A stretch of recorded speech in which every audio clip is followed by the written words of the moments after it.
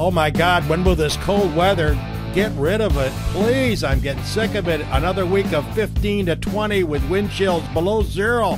Enough already. It's the 24th of February. It's a dog with you. Another edition of Weber This Week. Longtime broadcasting buddy Dave Barnick from the south end of the county.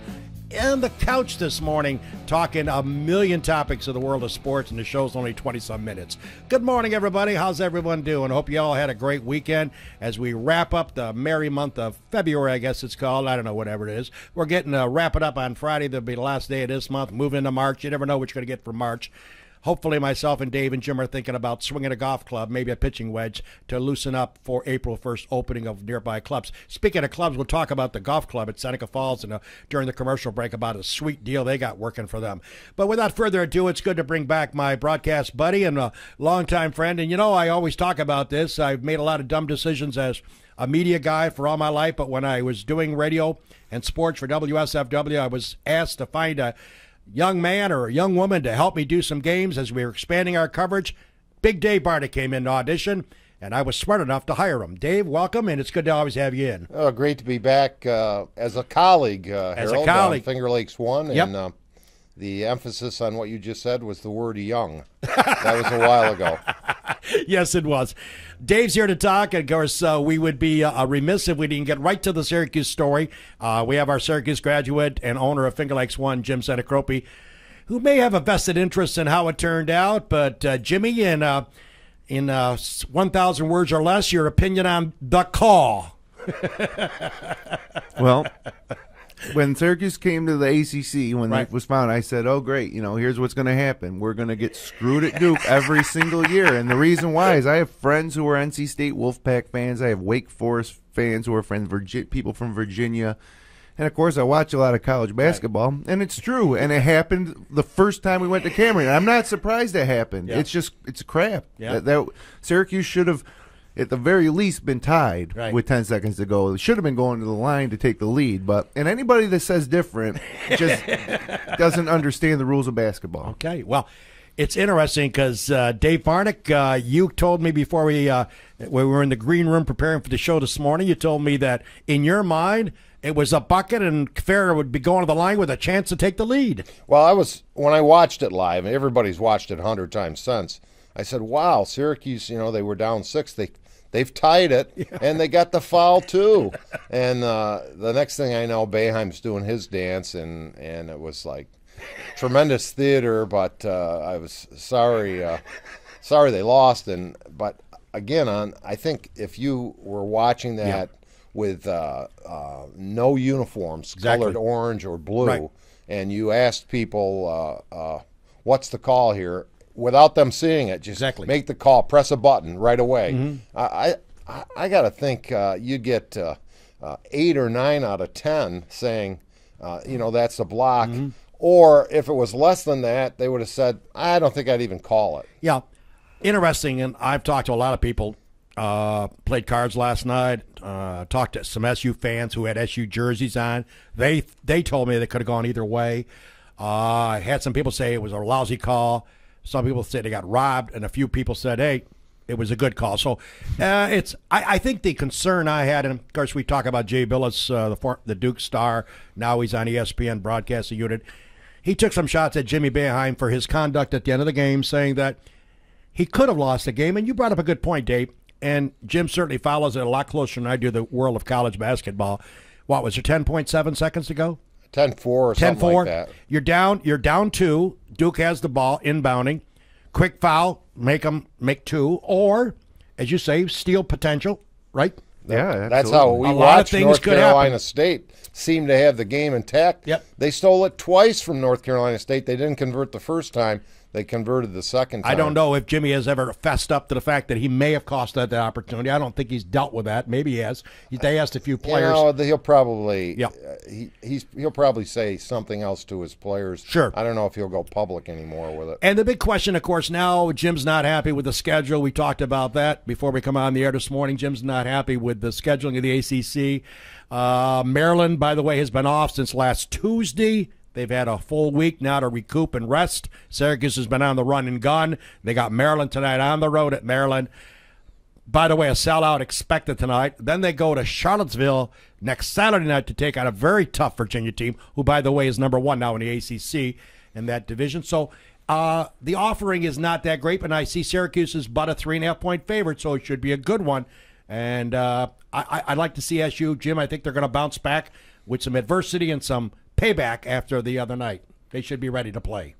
I guess, but I mean, Jeremy Grant's got a bad back. They just, played an incredibly tough, emotional game 2 days ago. Right. And they're playing against a team on their home court they hasn't played since Tuesday. Yep.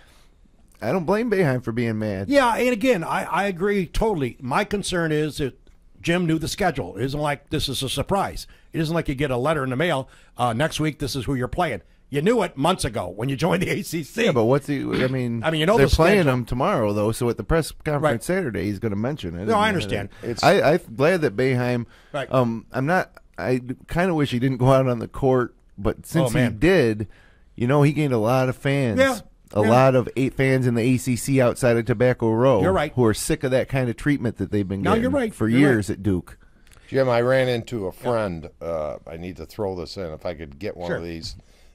He lives in North Carolina now, and he had a shirt with the state of North Carolina on the T-shirt, and it wrote Syracuse on the on North Carolina State. So I thought that was pretty neat. Dave Barnick's my special guest this morning. He's on the couch here on Weber this week. It's the 24th of February. We hope you're having a good day. Before we take our commercial break, let's talk Olympics. I personally was not impressed. I thought it should have been, instead of sushi, it should have been slushy. 65 degrees. Are you serious? The Winter Olympics, and we only got to look forward to in 4 more years. Let's go to South Korea. Dave, we're all Americans. We bleed American. We're USA, rah, rah, rah. But I got to tell you, Dave, if you don't look at it with a crystal ball, you have to think that famous song, the Gagorama song, was playing with the ladies hockey team against Canada and the men. And, of course, the men get demolished by Finland. You're up by 2 goals with 3 minutes and 20 seconds to go. You got to win those games. Well, first of all, I'm impressed that you brought the Olympics up because I was going to save it toward the end of the show, thinking the Olympics are so small in the view of so many Americans now, the Winter Olympics anyway, on this occasion, that I didn't even think you would bring the Olympics up. That was a really heartbreaking loss for the women more than the men. Yeah. But I'm wondering if possibly the figure skating judge was the same person who called that Syracuse charge. How about that beautiful go home Russia? I don't know. I get turned off, and I know we got to get used to it because it's a worldwide event, and they're obviously going to host it not just at Lake Placid. We like to think that's going to happen every 4 years. But coming up, when you have a 9-hour differential, and I got to be honest with you, as Jim knows, I'm not a technological giant. I have a hard time turning on my flip phone.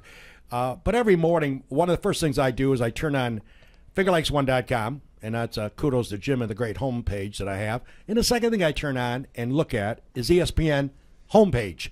Well, at 7 a.m. every morning for the last 2 weeks, I knew the results, David, of all the events. I don't know about you, but that doesn't get me excited. I'm sorry. Yeah, same thing. Plus, doesn't do much for me. I would flip it over at night to see what's on, and if it's certain events I would pay attention to a little bit, but like cross-country skiing or whatever, some of that's, some of those things just take so long for anything to happen. How about budgetary control by President Putin? $57.4 billion. He's probably not sweating over his income taxes the same way I am. Mine have already been submitted. How about my Ukraine, though? I'm half Ukrainian, Harold, so there's David, a lot of my insanity. taxes are filed. The checks are back. I'm done. Well, this is Weber This Week. We're having some fun here on a Monday. We hope you are, too. We're going to talk about some high school sectional action. David Barnick, who's been covering the scene for Finger Lakes 1 play-by-play, he'll have some comments, I'm sure, about what he thinks the great matchups will be, and a whole lot more. We'll talk about Derek Jeter. We'll talk about Brett Gardner, worth $52 million for 4 years. Are you serious? And, oh, by the way, we'll get David really upset when Bill Russell does not make Mount Rushmore of the NBA. LeBron James thinks he belongs up there. Stay with us after the break.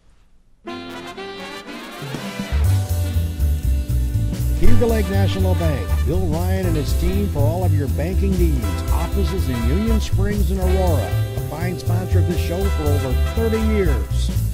DA Liquors, Seneca Falls. Amy Padula and her great team will find that right spirit for you every time. Tell Amy the dog sent you. Steve Wadhams, Wadhams Enterprises, your employer of choice. Proud supporter of this show and local athletics. Steve Muller Motors, smullermotors.com. Quality, affordable vehicles, both foreign and domestic. Bob and Leslie Oman, owners of the Oman Theater in Lyons, as well as the Newark Pilots, a minor league baseball team with a major league ballpark. Lizard's Tailgater Lounge, Waterloo. Best mott sticks around, where you can enjoy a drink and some laughs. SenecaFallsCountryClub.com. Awesome 18-hole layout, offering a 12-month payment plan. Home of the toughest par 4 in central New York. That'd be number 16. Wilson Press, wpress.com.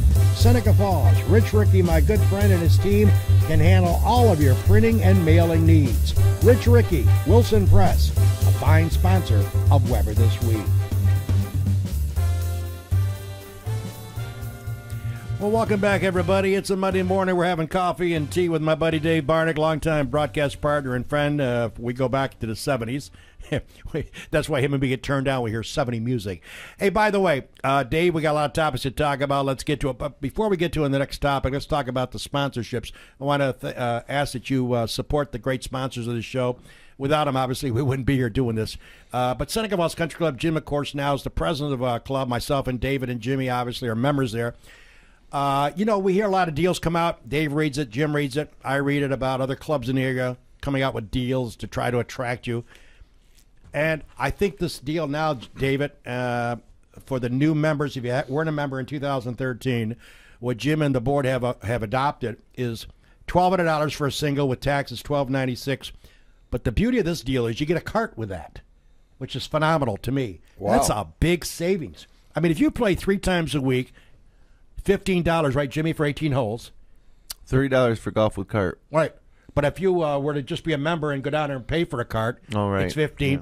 You're talking 3 times a week. Let's round it off at $50 a week. You're talking a savings of $200 a month by having a cart as part of your membership. So it's a phenomenal offering by the Seneca Falls Country Club. I signed up for a cart because I'm too lazy to walk, but basically it's the sweetest deal that I've seen. And I know it's biased because I'm a member there, but seriously, folks, if you have interest in joining and getting ready for golf, and believe it or not, 5 weeks from now, we're going to officially open. It might be 12 feet of snow, David, but April 1st is the open day for all golf clubs. Come on down, talk to Jim Senecropi or send him a wire, a text or something. SenecaFallsCountryClub.com. Bingo. You got a sweet deal, folks. That cart offering on part of the membership as part of the deal is phenomenal. You got to only be a new member. You couldn't be a member in 2013 and come back and say, I want to take that deal. You had to be non-member in 2013 to qualify. It's the sweetest deal I've seen. So, folks, check it out, and we'll see you on the first tee. David, let's talk quickly about the sectionals. Let's run down, first off, the schedule of the area teams and get your quick snippets on these teams. Let's talk girls first. The Geneva girls now will play tonight. They will take on the likes of Batavia, that game at Mendon, and the Wayne girls will travel, take on Eastridge, that game at 8 o'clock.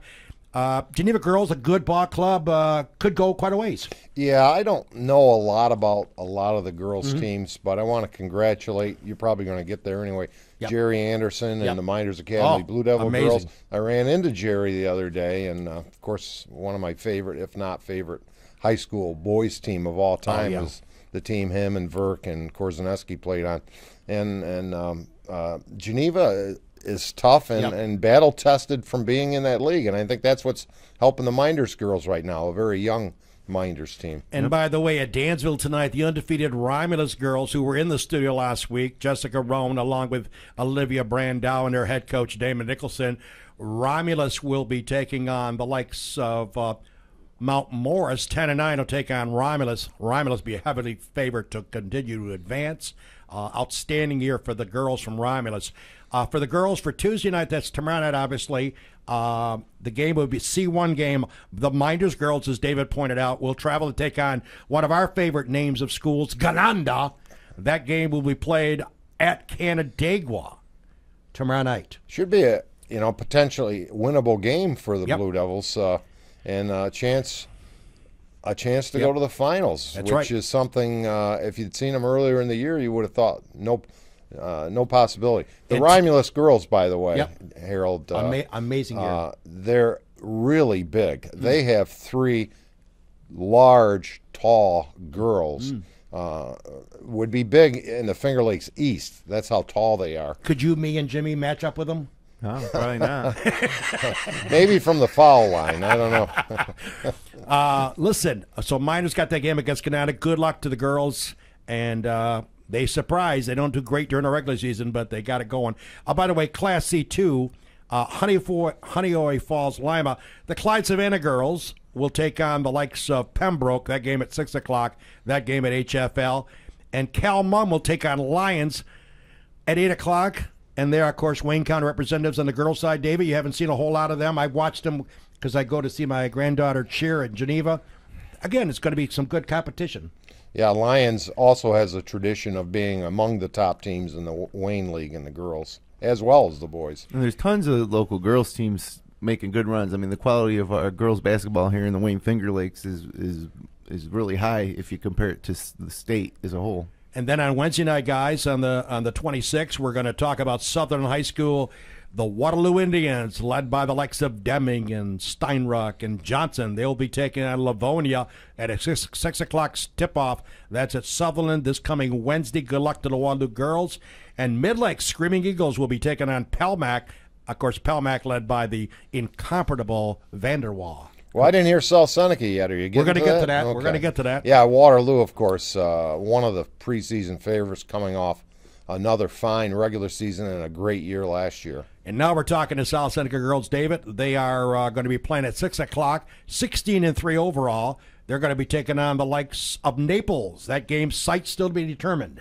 Well, they'll be taking on a team they've already beat twice. They're not a particularly tall team, but they are young. They start 3 freshmen. Wow. And I was very impressed with their team. Mackenzie Kenyon. That name's familiar with the South End. Yes, Kenyon. it is. And she just she's a little like that French golfer we watched yesterday. Dubuisson. She doesn't show much emotion, but she just keeps playing. That's awesome. Let's switch quickly to the boys, talk about some upcoming games involving your favorite team. Again, out support these guys and ladies.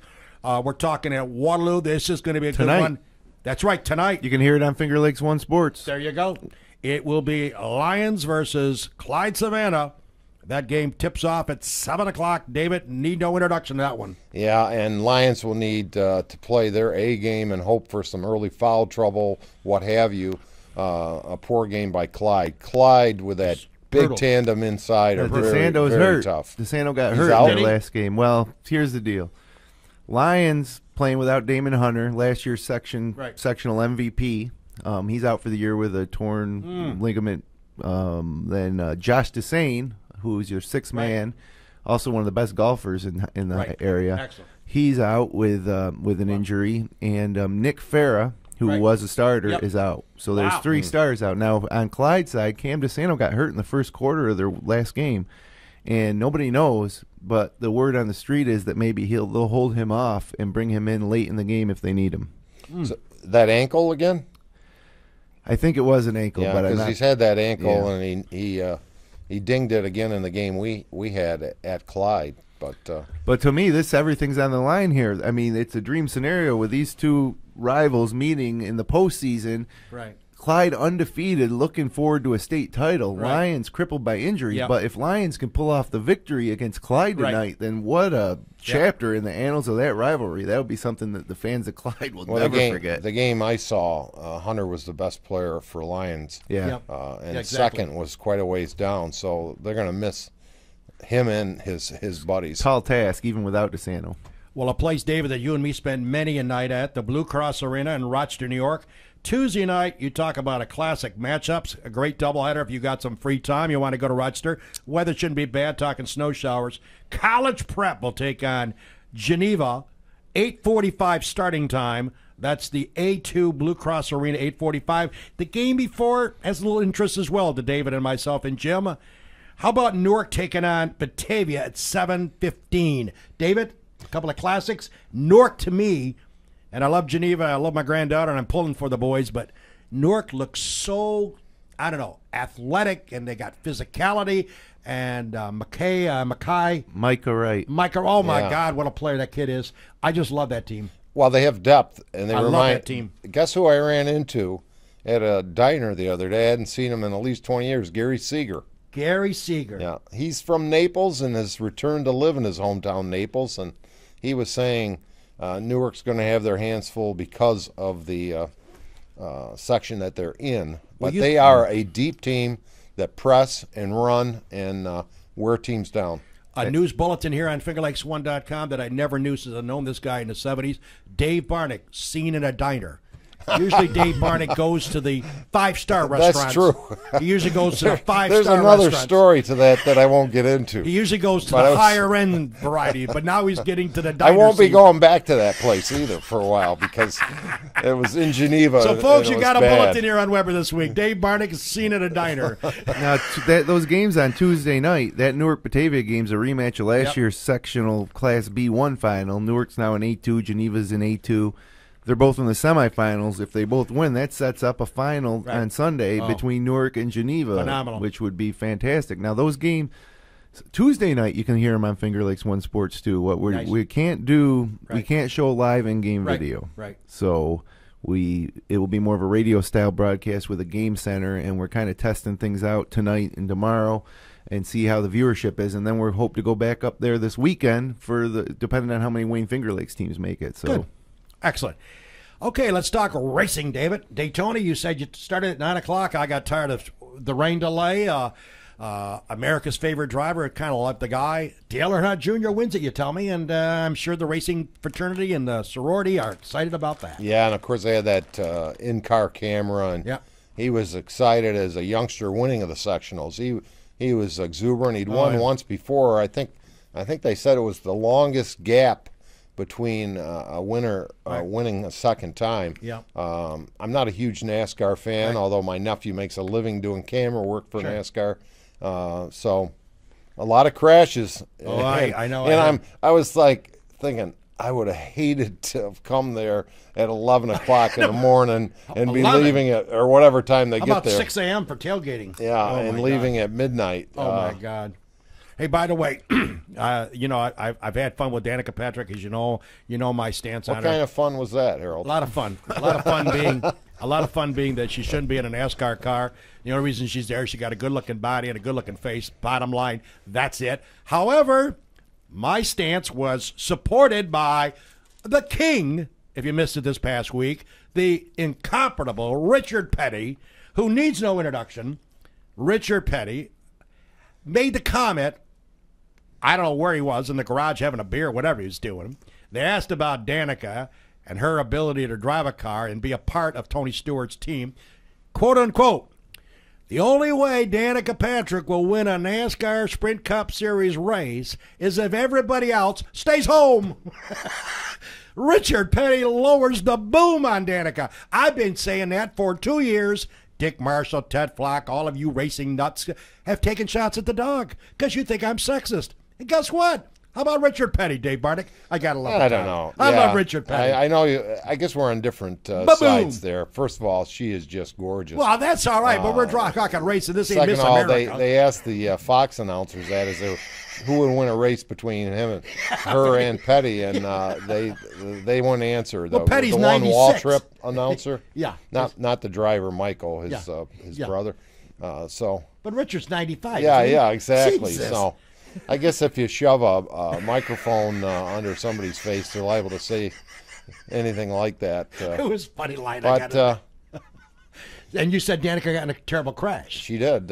She did lead a lap for the second year in a row. Wow. Okay. So that's impressive. Okay. Is that like you and me in our 100-yard dash for $10 way back when? in front of the Miners Academy? No wonder my knees are bad today. If you forgot, Dave challenged the dog in a race. Jack DiPaolo kept the money and held the money, and he said he was quicker than the dog. Not a good idea. Before a broadcast at Minders' Brock Field, I dusted David as we crossed the finish line. Listen, let's talk about Mount Rushmore. A lot of discussion. David's been a Celtic fan since he was 2. Loves the Celtics, even though they're on a dip now in their ability. They didn't get rid of Rondo. A little surprise there. But Recently, LeBron James was asked, does he belong on Mount Rushmore of the NBA? David, correct me, I don't think I remember one name. I think there's 4 that he thought should have been on there. And, of course, Michael Jordan, Magic Johnson, Larry Bird. Oscar Robertson. And he felt that if they're going to expand that to 5 and put him up there sooner or later.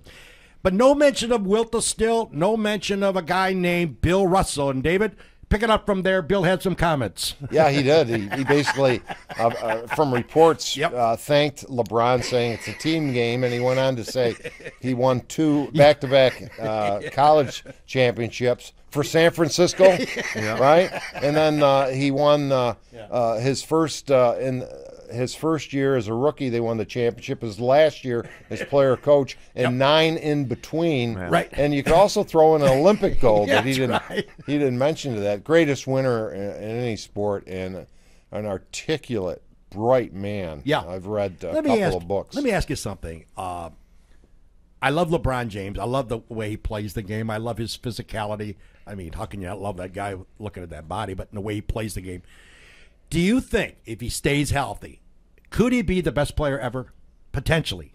You know, everything's like what's I know. happening today. I understand. But And how do you compare people That's generationally? true. But you got to be amazed with his I skill saw sets. Oscar Robertson Yeah, right. play. So have I. And he scored 40, as I recall, in the game I saw. Right. And LeBron is a great player. Yeah. He is. And he's going to have to win a few more championships.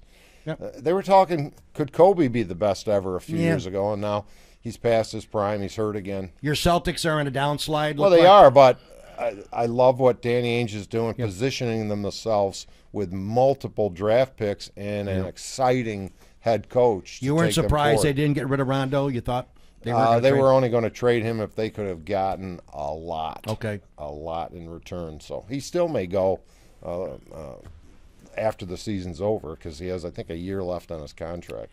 It's amazing. Let's talk about a couple more topics. Dave Barnick's been with us for the full half hour, and it's amazing. We're down to about 3 minutes to go in the show. How time flies. Let me give a little kudos on our next guest next week. Jimmy Spina will be in. David knows Jimmy from way back when as well. The Director of Recreational Services for the town of Seneca Falls. Jim Spina will be on the couch. Then the following week, I won't be in the house. Jim will have something special lined up for the show, as he always does. You know, when Brett Gardner joined the Yankees, David, you know, I thought he was okay, you know, utility guy, pretty good speed, struck out a lot. I wasn't overly impressed. He could chase down fly balls, pretty good stealer of the bases. But, you know, I never looked at him as a starter for the New York Yankees. I just never did. And now I see they just signed him to a contract last night, 4 years, $52 million, $13 million for a guy that hit .273 last year, 52 ribbies and 23 stolen bases. A little overpaid? Well, the Yankees are a little bit like that wife or girlfriend who promises to stop using the credit cards. And for about a year, they sort of kind of did that. 52 And, million. I mean, that's just another piece of the puzzle. I think they decided. Yeah. I think the Yankees decided. Right. Just when you watch Yankee games, how many empty seats there are. Bingo. And for Boston to win it, you Yep. know, which is Yep. really salt in the wounds, that Open up the they wallet. had to Open up the wallet. make multiple moves to excite the fan base, which is the greatest fan base of yeah. any sports, probably. I'm a little surprised at the cost, $52 million. $13 million, it's a lot of cash, man. I mean, I like Brett Gardner, you know, but I just never in my mind struck me, anyways, as a major league player, starter for the Yankees. Never did. I don't. And before we closed, that golf was sensational. Oh, what a tournament. match It play was a final. nice surprise. Hey, a couple of quick snaps before we get out of here. David, a young man a few weeks ago got honored, and you and me had the opportunity of broadcasting his. I had a lot of opportunities. I know you did too. Clyde Savannah retired Terry Downtown Brown. And you know, David and I remember having the dubious honor of broadcasting play-by-play in packed houses night after night after night, and that guy would throw him up from the little red barrel, and most of the time swish. Terry Downtown Brown, one of the best players that I had the opportunity to broadcast in my long career. The Schweitzes, the Dunleys, the Verkeys, Terry Downtown Brown, and there's many more that I probably won't bring up here because I don't have time, but I thought it was classy what they did. I thought it was long overdue, and I don't know about you. I'm sure you have your favorite play-by-play guys that you've had the opportunity to call, but Downtown Browns is one of my top 3. Yeah, he was outstanding. Outstanding player. He was physically imposing. He was so developed, and he was a great football player too, who did well. Went on to Kansas and played in the finals. Yep, exactly. Amazing. Well, there's so much to talk about and just so little time. But again, we want to thank David for taking time out, David, as you always do, to join us, and we'll have you come back in a few months. Okay, buddy. All right, Dave Barnick, of course. And again, lots of basketball. Check out FingerLakes1.com's homepage the next few nights on sectionals, which games Jimmy's going to be able to pick up on. And again, get out and support your area teams this week. We wish them the very best as they try to proceed to a state title. It's always one step at a time, baby. So all of your area teams, play well. If you lose, it ain't the end of the world. But it'd be nice to have a W as well. As Al Davis once said, just win, baby. That's a look at Weber this week, my way.